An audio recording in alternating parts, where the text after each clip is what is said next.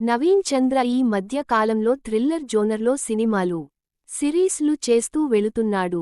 అలా రీసెంటుగా ఆయన చేసిన సినిమానే బ్లైండ్ స్పాట్. రాకేష్ వర్మ దర్శకత్వం వహించిన ఈ సినిమా మే 9వ తేదీన థియేటర్లలో విడుదలైంది. అలాంటి ఈ సినిమా ఇప్పుడు ఓటీటీ ప్లాట్ఫామ్ పైకి వచ్చేసింది. ఈ నెల 13వ తేదీ నుంచి అమెజాన్ ప్రైమ్లో స్ట్రీమింగ్ అవుతోంది. క్రైమ్ థ్రిల్లర్ జోనర్లోని ఈ కథలో ఏముందో చూద్దాం. కథ: జైరాం రవివర్మ ఓ బిజినెస్ మెన్. ఆయన భార్యనే దివ్య రాశి సింగ్. జైరాం మొదటి భార్య సరస్వతి అనారోగ్య కారణంగా చనిపోతుంది. ఆమె కొడుకు వినోద్ మానసికంగా కాస్త దెబ్బతింటాడు. అలాంటి పరిస్థితుల్లోనే దివ్యను పెళ్లి చేసుకుని జైరాం తన ఇంటికి తీసుకొస్తాడు. అయితే వాళ్ల కాపురం ఎక్కువ కాలం పాటు అన్యోన్యంగా సాగదు. తరచూ ఇద్దరూ గొడవపడుతూ ఉంటారు. ఆ ఇంట్లో పనిచేసే లక్ష్మితో జైరాంకి సంబంధం ఉందనే దివ్య అనుమానం కూడా అందుకు ఒక కారణం. ఒక రోజున జైరాం బిజినెస్ పనిపై ముంబైకి బయల్దేరతాడు. ఆయన అలా వెళ్లగానే దివ్య ఉరేసుకుని చనిపోవడాన్ని లక్ష్మి చూస్తుంది. వెంటనే పోలీస్ స్టేషన్కి కాల్ చేస్తుంది. కానిస్టేబుల్ రాంబాబును తీసుకుని పోలీస్ ఆఫీసర్ విక్రమ్, నవీన్ చంద్ర అక్కడికి చేరుకుంటాడు. దివ్య ఒక అనాథ అని, జైరాంకి మాత్రం ఆదిత్య అలీ రెజా అనే తమ్ముడు ఉన్నాడని తెలిసి అతనిని కూడా అక్కడికి పిలిపిస్తాడు.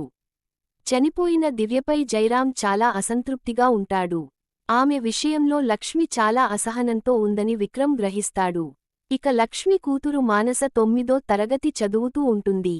ఆమె కూడా దివ్యపై ద్వేషంతో ఉందని విక్రమ్ గమనిస్తాడు. ఇక తన తల్లిని కోల్పోయిన సరస్వతి కొడుకు వినోద్ కూడా దివ్య పట్ల కోపంతో ఉన్నాడని అర్థం చేసుకుంటాడు.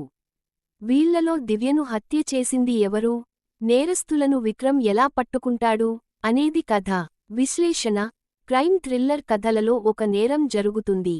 ఆ నేరం ఎందుకు జరిగింది, నేరస్తుడు ఎవరు, నేరస్తుడిని ఎలా పట్టుకుంటారు వంటి అంశాలు ఆసక్తిని రేకెత్తిస్తూ ఉంటాయి. ఈ కథలో అలా కుతూహలాన్ని రేకెత్తించే అంశాలు ఏమైనా ఉన్నాయా అంటే కొంతవరకు ఉన్నాయనే చెప్పాలి. కాకపోతే కథ దాదాపుగా ఒక ఇంట్లో జరగడమే అసంతృప్తిని కలిగిస్తుంది.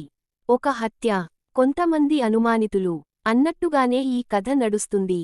ఒక్కో పాత్రను అనుమానిస్తూ రాసుకున్న కారణాలు ఇంట్రెస్టింగ్ గానే అనిపిస్తాయి. ఇక ఒక పాత్రపైకి ఆడియన్స్ దృష్టిని మరల్చి మరో పాత్రను దోషిగా నిలబెట్టడం అనే విషయంలో పాత సూత్రాన్నే పాటించినా ట్విస్ట్ బాగానే ఉందనిపిస్తుంది. ఆ ట్విస్ట్ వెనుక ఫ్లాష్ బ్యాక్ కూడా నమ్మబుల్ గానే ఉంటుంది. సాధారణంగా ఒక మర్డర్ జరిగిందంటే అక్కడ పోలీసుల హడావిడి, ఆధారాలు సేకరించేవారు, ఇతర టీంలు రంగంలోకి దిగడం వంటి ఒక వాతావరణం మనం చూస్తుంటాము. కాని ఈ సినిమాలో ఒక వైపున శవం, మరోవైపున కుటుంబ సభ్యులు, మధ్యలో ఇంటరాగేషన్ చేసే పోలీస్ ఆఫీసర్. ఈ స్పాట్లోనే సగానికి పైగా కథను కానిచ్చేశారు. ఇక్కడే కాస్త బోర్ అనిపిస్తుంది. పనితీరు: దర్శకుడు ఎంచుకున్న లైన్ ఫవాలేదు. చివర్లో ఇచ్చిన ట్విస్ట్ కూడా బాగానే ఉంది. అయితే కథ 4 రకాలుగా 4 చోట్ల పరిగెత్తాలి. ఒకే లొకేషన్లో నిదానంగా సాగే కథను నింపాదిగా కూర్చుని చూడటం కొంచెం కష్టమైన పనే. ఈ సినిమా విషయంలో అలాంటి అనుభవమే ప్రేక్షకులకు ఎదురవుతుంది. ఫోటోగ్రఫీ, నేపథ్య సంగీతం, ఎడిటింగ్ గురించి మాట్లాడుకునే స్థాయి సన్నివేశాలు మనకి కనిపించవు. ముగింపు: ఒక అరడజను పాత్రలతో ఒక ఇంట్లో ప్లాన్ చేసిన సినిమా ఇది. 90% కథ ఇంట్లోనే నడుస్తుంది. చిన్న బడ్జెట్లో ఈ మాత్రం కంటెంట్ను ఇవ్వడాన్ని సరిపెట్టుకోవచ్చు. చివర్లో ట్విస్ట్ ఉంది. కాకపోతే ఎక్కడి వరకు నడిచే కథ రొటీన్ గానే అనిపిస్తుంది.